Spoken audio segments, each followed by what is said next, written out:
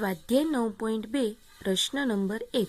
5 ગામમાં પ્રાણીઓની સંખ્યા નીચે મુજબ છે. ગામ એ 80, ગામ બી 120, ગામ સી 90, ગામ ડી 40, ગામ ઈ 60. એક ચિહ્ન.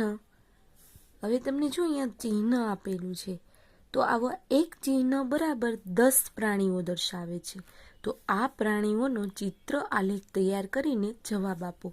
હવે વિદ્યાર્થી મિત્રો, આપણે સ્વાધ્યાય 9.1માં તમને ઓલરેડી ચિત્ર આલેખ આપેલો હતો અને એમાં તમને એક ચિત્ર બરાબર એટલી વસ્તુ એ બધું દર્શાવવામાં આવ્યું હતું. તો આપણે આવું એક ચિહ્ન હોય ત્યારે 10 પ્રાણી હશે એવું સમજવાનું છે. એક ચિહ્ન બરાબર 10 પ્રાણી હશે એવું સમજવાનું છે. 20 પ્રાણી હોય તો આવા કેટલા ચિહ્ન કરવાના? 2. 30 પ્રાણી હોય તો 3 કરવાના, 40 હોય તો 4, 50 હોય તો 5, એમ એક ચિહ્ન બરાબર 10 પ્રાણી સમજવાના. તો આપણે પહેલાં સૌ પ્રથમ તો ચિત્ર આલેખ તૈયાર કરી લઈએ. તો પહેલાં જો મેં તમને અહીંયા કોષ્ટક ઓલરેડી દોર્યું છે, તો સૌ પ્રથમ આપણે આવું કોષ્ટક દોરવાનું, ગામ અને પ્રાણીઓનું સંખ્યાનું ચિહ્ન પ્રમાણે આપણે ચિત્ર આલેખ તૈયાર કરવાનો છે. તો એક ચિહ્ન બરાબર 10 પ્રાણી, તો એ આપણે સાઈડમાં લખી નાખ્યું. હવે કુલ કેટલા ગામ છે? 5. તો ગામ એ, ગામ બી, ગામ સી, ગામ ડી, ગામ ઈ. હવે ગામ એમાં કુલ કેટલા છે પ્રાણીઓ? 80. તો 10 પ્રાણીઓ એ આવું એક ચિહ્ન, 20 2 ચિહ્ન થાય. 30 પ્રાણી હોય ત્યારે આવા કેટલા ચિહ્ન કરવા પડે? 3 કરવા પડે.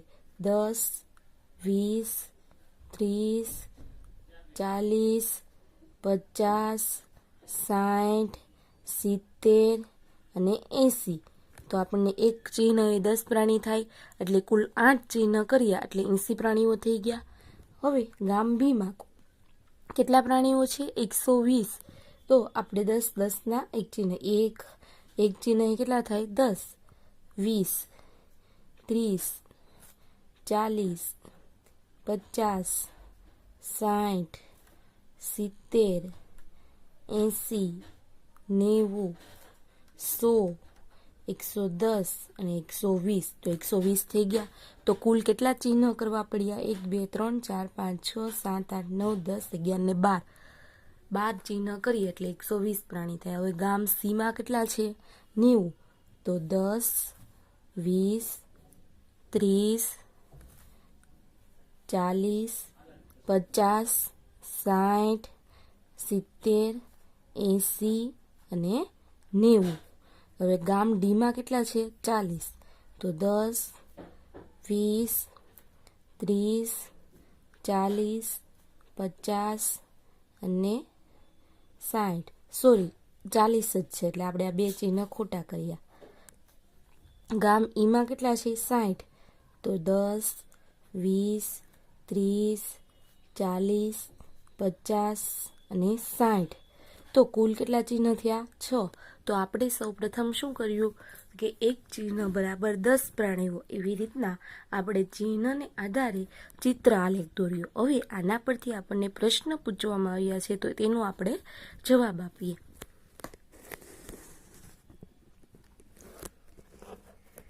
હવે જુઓ, ગામ ઈ માટે કેટલા ચિહ્ન દર્શાવવા પડશે? હવે વિદ્યાર્થી મિત્રો, ગામ ઈ માટે, ગામ ઈમાં કુલ પ્રાણીઓ હતા કેટલા? 60 હતા. તો આપણે આમાં કેટલા ચિહ્નો દર્શાવવા પડશે? તો આપણે ચિહ્ન ગણી લઈએ. ગામ ઈમાં 1, 2, 3, 4, 5, 6. તો ગામ ઈ માટે કુલ કેટલા ચિહ્ન દર્શાવવા પડશે? 6 દર્શાવવા પડશે. તો આપણે એ લખીએ, ગામ ઈ માટે કુલ ચિહ્ન પણ દોરી નાખીએ. 6 ચિહ્ન દર્શાવવા પડશે. હવે પ્રશ્ન નંબર 2 જુઓ. કયા ગામમાં સૌથી વધુ પ્રાણીઓ છે? હવે વિદ્યાર્થી મિત્રો, આપણે ઉપર જોયું ગામ એમાં કેટલા પ્રાણી, ગામ ઈમાં કેટલા, તો આપણે સંખ્યા પરથી પણ આપણે કહી શકીએ છીએ કે ગામ બીમાં 120 છે તો એ વધારે છે. બીજી રીતના કહો તો આમાં જેટલા ચિહ્ન જેમાં વધારે હશે તો એ ગામમાં વધારે પ્રાણી હશે. પહેલા ગામમાં જુઓ, ગામ એમાં 1 2 3 4 5 6 7 8, તો ગામ એમાં કુલ કેટલા પ્રાણી? 8 ચિહ્ન છે.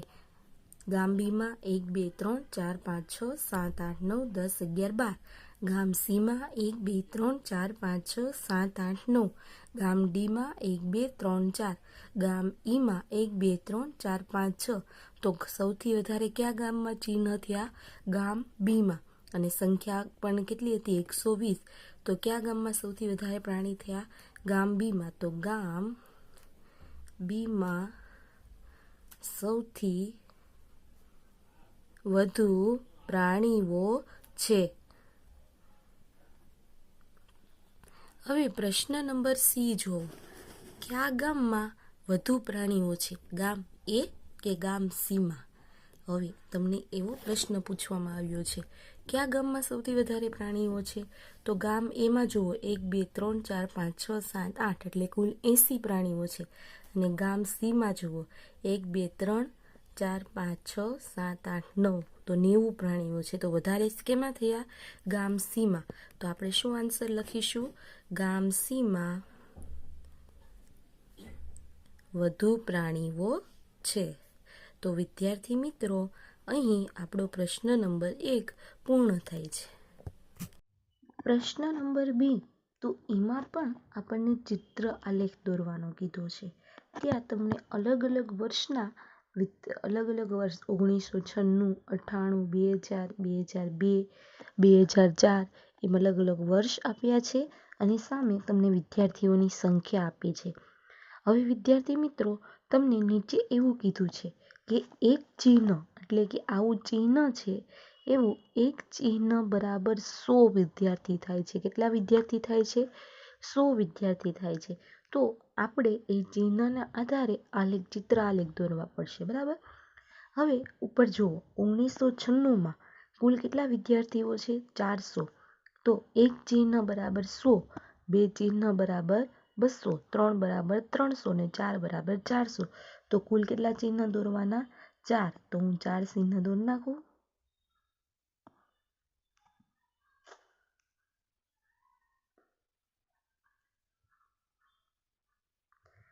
હવે 1998, તો 1998માં કુલ કેટલા વિદ્યાર્થીઓ છે? 535. તો સૌ પ્રથમ તો પેલા 500ના ચિહ્ન દોરી નાખું.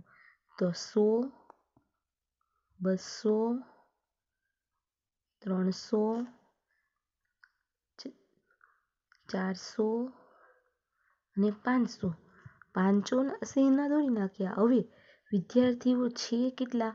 535. તો આ પાછળના જે 35 છે એના માટે મારે અડધું ચિહ્ન દોરવું પડશે. શું કરવું પડશે? અડધું ચિહ્ન દોરવું પડશે. હવે એવી જ રીતના વિદ્યાર્થી મિત્રો, અહીંયા જુઓ, સૌપ્રથમ મેં 535 છે તો પહેલાં 500ના 5 ચિહ્ન દોરી નાખ્યા, 100, 200, 300, 400 અને 500. અને ઉપરના જે 35 છે એના માટે અડધું ચિહ્ન દોર્યું. હવે વિદ્યાર્થી મિત્રો, 2002ની સાલમાં 472. તો 400ના કુલ કેટલા ચિહ્ન થાય? 4 થાય. તો પહેલાં હું 4 ચિહ્ન દોરી નાખું. હવે પાછળના જે 72 છે એનું હું અડધું ચિહ્ન દોરું. બરાબર છે? 400, 100, 200, 300, 400 અને 72 છે એનું મેં અડધું ચિહ્ન દોર્યું. હવે 2002માં કેટલા છે? 600. તો એમાં કુલ કેટલા ચિહ્ન આવે? 6. 100, 200, 300, 400, 500 અને 600. હવે 2004ની સાલમાં 623. તો પહેલાં 600ના કુલ 6 ચિહ્ન છે એ પહેલાં હું દોરી નાખું છું. હવે ઉપરના જે 23 છે એનું અડધું ચિહ્ન દોરું છું.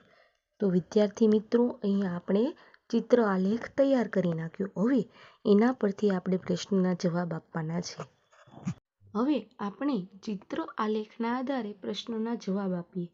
2002ની સાલના વિદ્યાર્થીઓ દર્શાવવા માટે કેટલા ચિહ્નની જરૂર પડશે? 2002ની સાલમાં વિદ્યાર્થીઓને દર્શાવવા માટે કેટલા ચિહ્નની જરૂર પડી? તો 1, 2, 3, 4, 5 અને 6. તો કુલ કેટલા ચિહ્નની જરૂર પડી? 6 ચિહ્નની. તો આપણે જવાબ લખીએ. કુલ 6 ચિહ્નની જરૂર પડશે. હવે બી, 1998ની સાલના વિદ્યાર્થીઓ દર્શાવવા માટે કેટલા ચિહ્નની જરૂર પડશે? તો 1998ની સાલમાં જુઓ 1, 2, 3, 4, 5 એટલે 5 છે એ આખા ચિહ્ન છે ને 1 અડધું છે. તો આપણે અહીંયા લખવાનું 5 ચિહ્ન પૂર્ણ એટલે કે આખા ચિહ્ન અથવા તો પૂર્ણ અને 1 ચિહ્ન અડધું. તો વિદ્યાર્થી મિત્રો અહીંયા આપણો એ છે એ પૂર્ણ થાય છે. હવે બી, દરેક ચિહ્ન 50 વિદ્યાર્થીઓ દર્શાવે તે રીતે બીજા કોઈ ચિહ્નને પસંદ કરી બીજો ચિત્ર આલેખ તૈયાર કરો. કયો ચિત્ર આલેખ વધુ માહિતીપ્રદ હશે? હવે વિદ્યાર્થી મિત્રો આમાં તમને શું કીધું છે? આપણે દાખલા નંબર પ્રશ્ન નંબર 2 છે એમાં એક આવું ચિત્ર લીધું, ચિહ્ન લીધું, એના બરાબર આપણે 100 વિદ્યાર્થીઓ લીધા. હવે તમને અહીંયા એક ચિહ્ન બરાબર તમને કેટલા વિદ્યાર્થીઓ લેવાના કહે છે?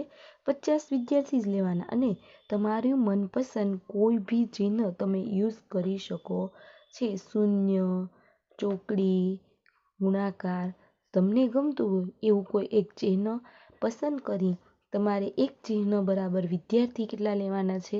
50 લેવાના છે. એવી રીતના 50 વિદ્યાર્થીઓ લઈને તમારે આગળ જેમ આપણે 100 વિદ્યાર્થીઓનો ચિત્ર આલેખ તૈયાર કર્યો એમ 50 વિદ્યાર્થી લઈને ચિત્ર આલેખ તૈયાર કરવાનો છે. અને એમાંથી આપણે જોવાનું છે કે કયો ચિત્ર આલેખ તમને વધુ માહિતીપ્રદ હશે. હવે આ જે 50 વિદ્યાર્થીઓ લઈને ચિત્ર આલેખ તૈયાર કરવાનો છે તે તમારે હોમવર્કમાં કરવાનું છે. તો વિદ્યાર્થી તો અહીંયા આપણે સ્વાધ્યાય 9.2ના પ્રશ્ન નંબર 1 અને 2 જેમાં ચિત્ર આલેખ દોરવાના હતા એ પૂર્ણ થાય છે. હવે આપણે મળીશું નેક્સ્ટ વિડીયોમાં. Thank you.